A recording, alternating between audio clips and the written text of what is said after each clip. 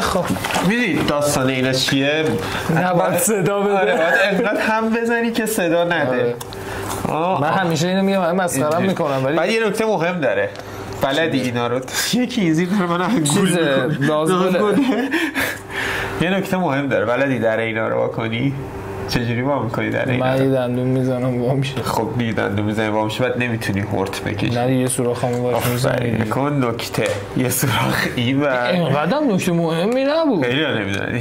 فیزیک تکنولوژیا خیلی خوب. سلام ببرم عکس یوتیوب. آقا الان شروع شد. آره خیلی وقت. خب اوکی. میخوایم یه حرکتی بزنیم. داستان چیه؟ یه حیوان تو میگی، یه حیوان من. حیوانی که تو بگی و من باید نکته های بعدشو بگم، خودت مثبتشو. حیوانی که من میگم و من باید نکته خوبشو بگم، تو بعدشو. یعنی نخریماش با تو بخریماش. آره آفرین. در واقع اینی که چی بخریم چی نخریم، چیکار بکنیم چیکار نکنیم. چرا؟ یه جوری میشه گفت سوال بچه‌ها رو جواب میدیم همین. آره دیگه. یه اتفاق دیگه. آره. خب بریم ببینیم چی داریم برای بازی. یه چیز عجیبی روی این نوشته. چی نوشته؟ روش نوشته سطیبا.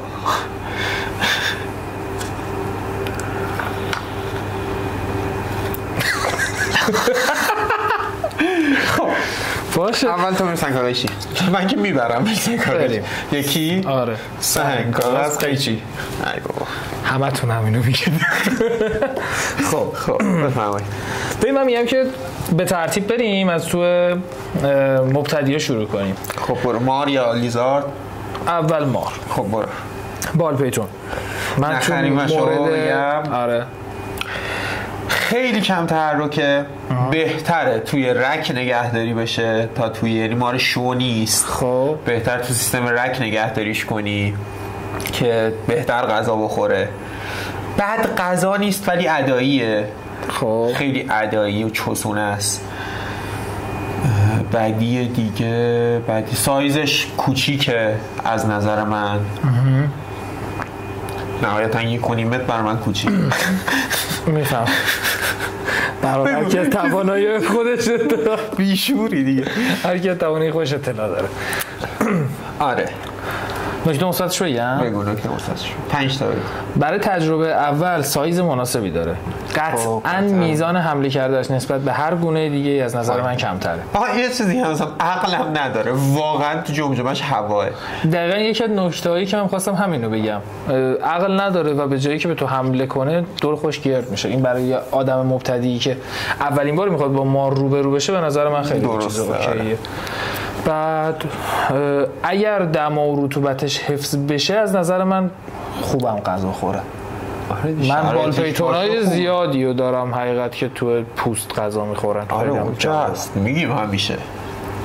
خب کورن اسنیک فرار میکنه. خب خیلی نحیفه. خب یعنی تو اگه بچه 4-5 ساله داشته باشی که نتونی بهش یاد بدی اینو چجوری هندل کنه، خدا نگهدار. حیوانو قشنگ خورد میکنه. و در نهایت مثل شیلنگه برای من، یعنی اینجوری هم که مار نیست برای من. شیلنگه آفرین، در نهایت شیلنگ کولری. ولی همین دیگه. اینا به نظر من بدیه. یه بدیشو من اضافه کنم. آره. بو میده.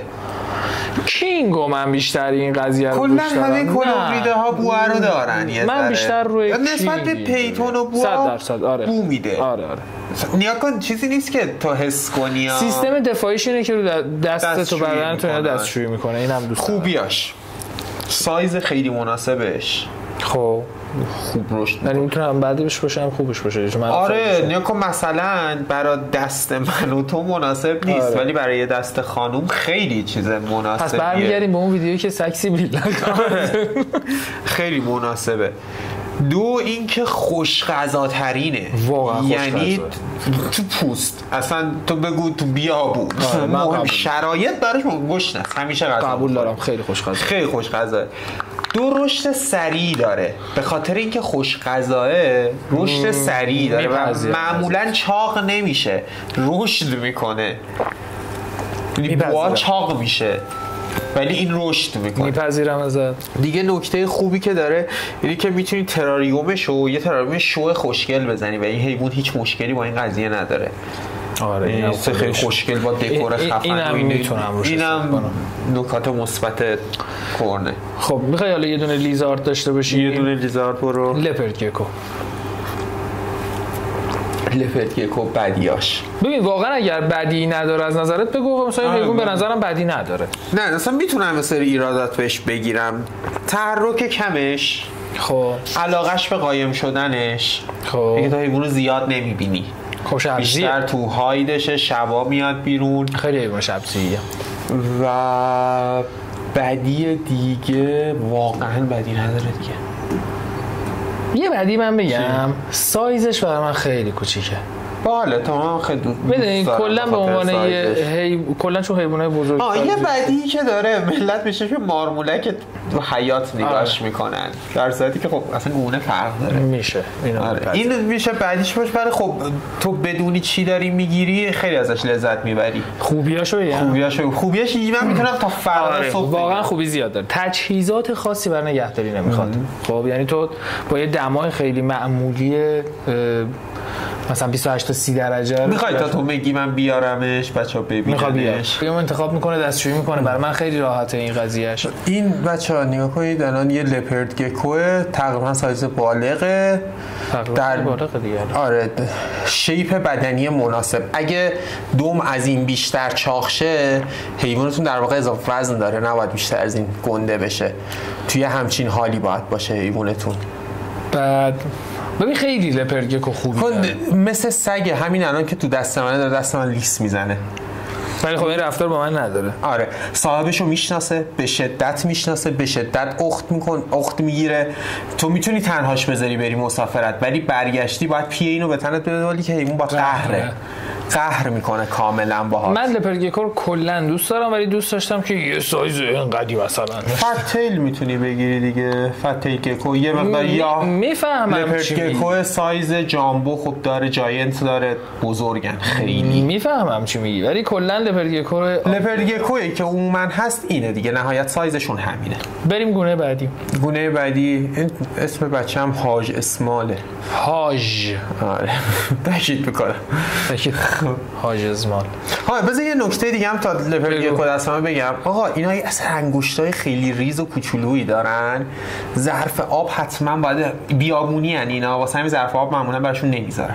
ظرف آب باید باشه. الان لپرد گکو هر کی نگه می‌داره نگاه می‌کنی می‌بینی انگشتا افتاده.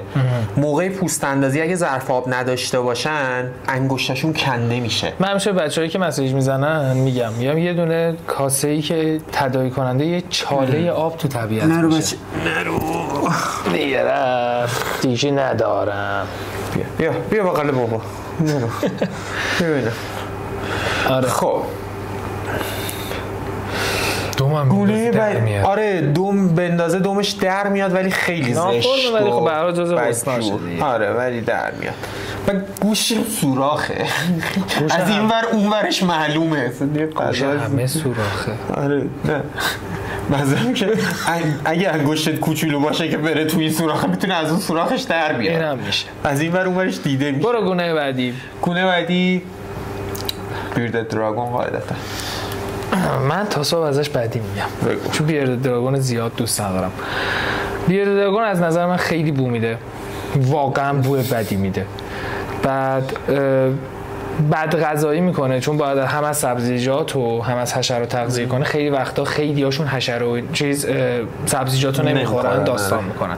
یا مثلا به مزه کلسیم واکنش نشون میدن، کلسیم بخوره رو زبونش هم توف کنتش بیرون، خودشو به مردگی میزنه. این واقعا این که خیلی وحشتناکه.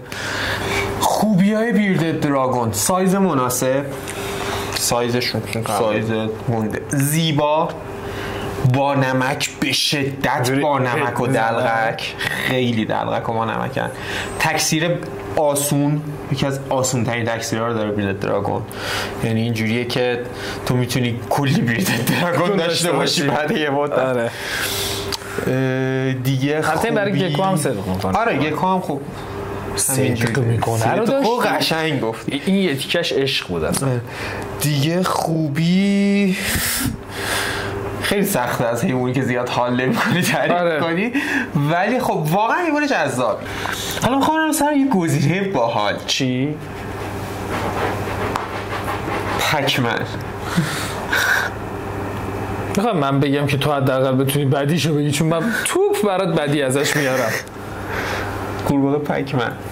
ببین حالا من که باید میگفتم، حالا تو داری میگی اب نداره. پکمن به شخصه مزخرف ترین هندلی که تو زندگی میدم مال پکمن. من حاضر نیستم دیگه به پکمن دست بزنم. میتونم توضیح بدم توی چیزی داشته؟ آره بگو. یک کیسه پر آب. نمیتونم بگم لزج. الان دوستایی که پکمن دارن نه چرا آقا نظر خودمون ما فقط داریم این وسط میگیم و این دلیل بر بی احترامی به کسی نیست. جامعه پکمن بازار ایران نیست. پکمن بازار حامی نشه، حامیان پکمن. ولی اتفاقی که میفته این حیوان به نظر من توش یه کیسه آبه که کیسه آب بود لجن مثلا. نه دارن توضیح میدم. یه کیسه از این چیزا هستش میذارن توی فریزر، از اونها توش آب پر کنی، روش صابون بمالی، بعد بگی که این حیوانته و این خیلی لزج و بده. کلا جاش خیسه. من کلا نیستم این موضوع، یه خیسی بد داره، همیشه فکر کن روی کوکوپیت چسبیده، اصلا یه جوریه. بگو تو لجن برش می‌داری دیگه، یه جوریه. حالا بذار یه سوال باحال ازت بپرسم. یه بودجه نامحدود داری، خب، و بهت گفتن یک خزنده هر چیزی، حالا مار میذار، میتونی بگیری و همون یه دونه رو نگه داری، با بودجه چی میگیری؟ ببین اینو به جرئت میگم، کاملیون نگه میدارم، زیرگونه ویلد بیشک، و ترجیح همینه که نر باشه، خب به خاطر قیافه خوشگل‌ترش و یه ذره‌ام بزرگتر بودنش، ولی مادهش تغییر رنگ بیشتری داره، یه ذره‌ام عصبی تره. خب بذار تغییر تونالیته رنگی، یعنی این سبز به اون سبز نهایتاً، یا همون سبز به مشکی نهایتاً، سبز قهوه‌ای لجنی، سبز لجنی خیلی تیره نکن. یا اینجا پا رو میزنه یا وقتی راه رو جابجا میکنه. من کاملیون نگه میدارم بیشک، یعنی اصلا به هیچ چیز دیگه فکر. من حتی کاملیون رو خیلی عجیبه میتونم بگم از سگ الان در حال حاضر بیشتر دوست دارم، با اینکه این همه سال من دارم سگ نگهداری میکنم نسبت به کاملیون اصلا قابل مقایسه برای من با هیچ حیوانی نیست. نه من کاملیون هیچ وقت نگه نمیدم. یه دلیل خیلی بزرگ، طول عمرش. آره اذیت کننده، طول عمر کوتاهش اذیت کننده است. 5 سال تا 7 سال نهایتا طول عمرش رو قبول دارم. آره کمه، اذیت میکنه خیلی. تو چی نگه می‌داری برای همیشه؟ چیزی که میتونم بگم، چیزی که نمیتونم بگم. نه دیگه چیزی که میتونی بگی دیگه. هممون یه سری حیوانه. امرالد تیری بوا، بوای سبز درختی، حیوانیه که نگه می‌دارم. بر منم این قضیه هست. من نمیتونم. تو گرین تیری؟ من گرین تیری پیتون رو بیشتر دوست دارم به خاطر اینکه لوکالیتی های جذابی برای من داره. امرالد هم داره. برای من اینجوری، من سایز امرالد بوا رو خیلی بیشتر دوست دارم. امرالد بوا بزرگتر از آره یه ذره بزرگتره، یه مقدار وحشی‌تره، عصبی‌تر هم هستش واقعا، ولی من هنوز گرین تیری پیتون. حیوانی نیست که هندل بخوای بکنی دیگه، حیوان گرین تیری پیتون آره هندلی نیستش واقعا. البته گرین تیری پیتونایی که جدیداً تکثیرهای جدید، نه تو ایران، توی خارج از ایران تکثیرهای جدید دارن رو به اون قضیه میرن که هندل پذیرترن. خب چندین نسله که تو تو اسارت دارن تکثیر میشن. هرچی این تایمش بیشتر بگذره که تو اسارت تکثیر بشن هندل پذیرتر میشن، مثل رتی هایی که الان هست که هندل پذیرترن نسبت به حالا رتی که توی طبیعت هست. قاعدتا بریم حیوان بعدی. حیوان بعدی چیه؟ بریم اسکول بگو. برمس خوبی از شما باید بگم یا بعدیشو بگم؟ بعدیش غیر قابل پیشونی بودنش قبوله، بوی زیادش خیلی قبوله، بوی افتضاحی داره برمس. اینو خود حیوان بو نداره ها، اینو میگم بوی دستشویش. آره مثلا این مثلا نکته‌ایه که الان باید اینجا گفته شه واقعا اینه که شما نظافت کنی اصلا اذیت کننده نیست، ولی زمانش اون وقتی اون اتفاق مثلا افتاده. بذار من توضیح بدم تجربه شخصی خودم. یه مدت برمسی داشتم، خب من مار سایز بزرگ به عنوان حیوان خونگی زیاد نگه داشتم. برمس داشتم، رتی داشتم، بوها داشتم. ولی برمس مثلا حجم دستشویی رتی بیشتره ها، ولی اون بو رو نمیده. یعنی مثلا تو شب خوابی، اینا چون معمولا شبا دستشویی میکنن، تو شب خوابی، من تو اتاق در بسته میفهمی حیوان دستشویی کرد. یعنی اینجوری که what the fuck این چه بویه تو خونه، قشنگ بوش بیدار میشه و مجبوری همون موقع بری تمیز کنی. قبول دارم اینا. نه ساعت نداره، تو رتی تو نمیفهمی، صبح میای میبینی دستشویی که حجم زیادی برای جایزه انقدر گذاشته و میری جمع میکنی، تمیز میشه، تموم میشه، میره. در این کلوچه رو وا میکنی بو میده ها، ولی اینجوری نیست که کلید بندازی بیای تو خونه بو برداشته باشه. میفهمم. برای من این بدترین چیز رتیه. برمسه. قابل پیش بینی بودن، غیر قابل پیش بینی بودنش برای من چیز پذیرفته شده ایه. من میگم آقا برمس قلم رو طلبه به شدت، توی این کلوجرش قرار منو بزنه، میام تپ ترینش میکنم، حالا چیزهای بلوبال هر چیزی که بلدم میام روش انجام میدم و میدونم آقا من میخوام حیوانو از توی این کلوجرش در بیارم، میدونم چی کار کنم که منو نزنه و میدونم وقتی اومد روی دست دیگه حیوان آرومه. خب ولی غیر قابل پیش بینی بودن رو داره. برای منی که تجربه نگهداری از مار سایز بزرگو دارم، ولی برای کسی که تجربه رو نداره میتونه خیلی خطرناک باشه. اصلا خطرناک هم نباشه حتی تو سایز کوچیکش. ببین تو میخوای مواجهه اولت با یه حیوان اینه که میخوای بری اونو لمس کنی، ببینی میتونی ارتباط بگیری، اون بزنتت همونجا تو ازش بترسی، حیوانو کردی تو این کلوچه. و یه مسئله دیگه ای هم که داره، معمولا کسایی که میخوان بر تجربه اول برمس تهیه کنن میرن حالا یا برمس نورمال، نهایتا برمس هایپو تهیه میکنن، به خاطر اینکه خب قیمت ارزون تری داره. طرف میگه من میخوام تجربه اولم بگیرم، نگذریم نورمالش خوشگله. نه بحث من خوشگلی نیست، بحث من بی‌عصابیه.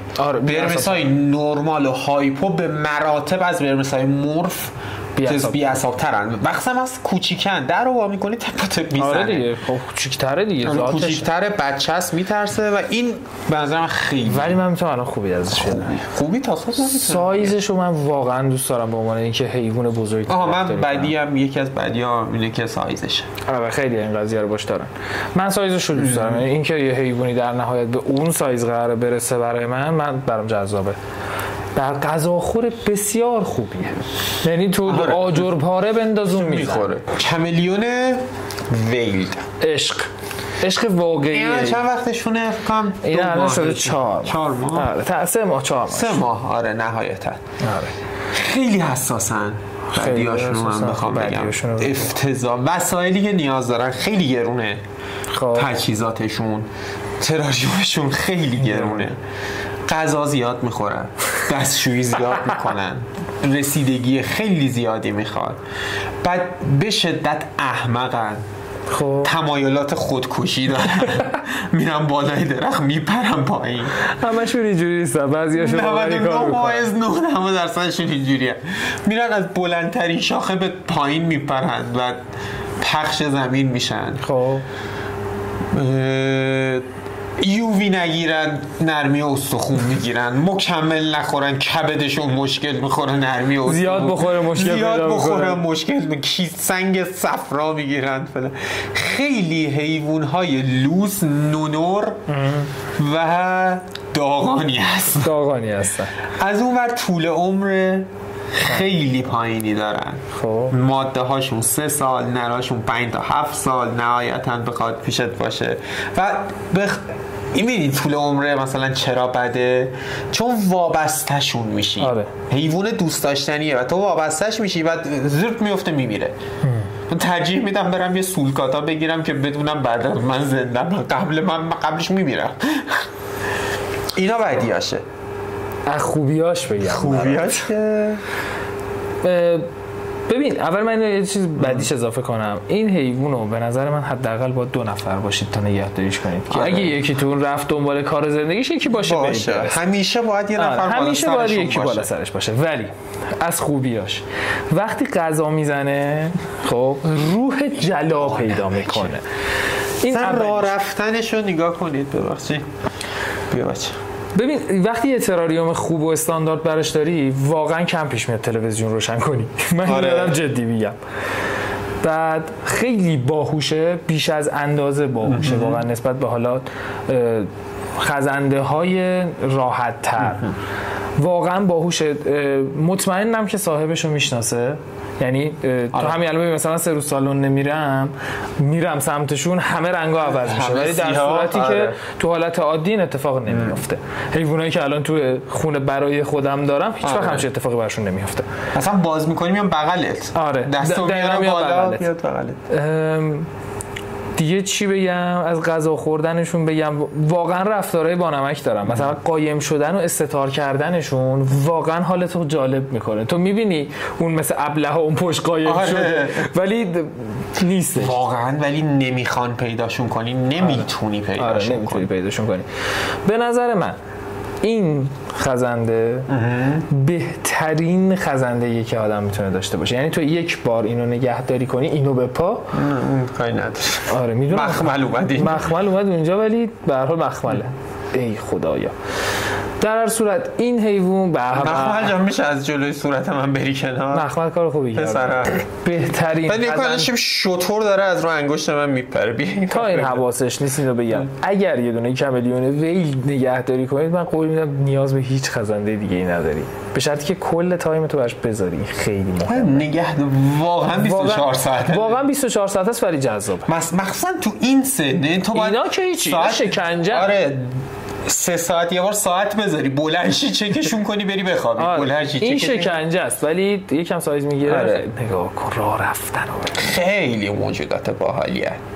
دستاشون اینطوریه. آره ناخوناشون همه چیشون خوبه از نظر من با این حیوان هیچ مشکلی ندارم جز همون طول عمرش. آره طول عمرش بدترین دنیا. زیاد هندل دوست نداره بشه و اینا. حالا بقیه کملیون ها، ویلد مثلا پنتر، نمیدونم جکسون، اینا من واقعیتش مثلا میگم پنتر خیلی دیگه پنتر گرونه و همین طول عمر رو داره. معمولا برای کسی که مثلا تجربه که نداره اصلا نباید بیاد سمت اون که اصلا هیچ. ولی اگر تو تکثیر کننده نیستی، واقعا مگه اینکه عشق پنتر داشته باشی. ببین توی کملیونا خب خیلی گونه‌های زیادی دارن. بالای 170-80 خیلی زیادن. خیلی زیادن. ولی تو کملیونایی که مثلا پنتر خیلی راحت‌تره نگهداری. میگم راحت‌تره، فکر نکنید به افراد مبتدی مناسبه، نه راحت‌تر از ویلده. ولی کلا چشا رو نگاه کن، یکی پشتش نگاه. جز ویل جکسون خیلی دوست دارم. پارسون خیلی خفنه، ولی خب فکر نکنم و من پنترو نیستم. یه نکته دیگه هم راجع به اینا بگم، همشون استاد ایپن، یعنی 180 میزنن از یه پا. چیکار کنه حیوانی به این نازی؟ خیلی واقعا گوله. آره ببرشون جلو. این خوبه. خب حالا از همه اینا که گفتیم، شما نظرتون چیه؟ چه گونه‌ای رو در واقع دوست دارید راجبش بیشتر بدونید، راجبش صحبت کنیم؟ چه گونه‌ای رو دوست دارید تو تصویر ببینید براتون بیاریم ببینید؟ به اون بگید دیگه. ساب، لایک، اون زنگوله خیلی این زنگوله رو بزنید که اولین به حق آقای رنگو نگاش کنید. آها آقای رنگو رو نگاه کنید چی گوله. زنگوله رو هم بزنید که اولین نفر باشید ویدیوهای ما ببینید. خیلی مهمه، نکته مهمیه. فکر کنم یه ساعتی ویدیو شد. نه بابا فیلن نوکرم.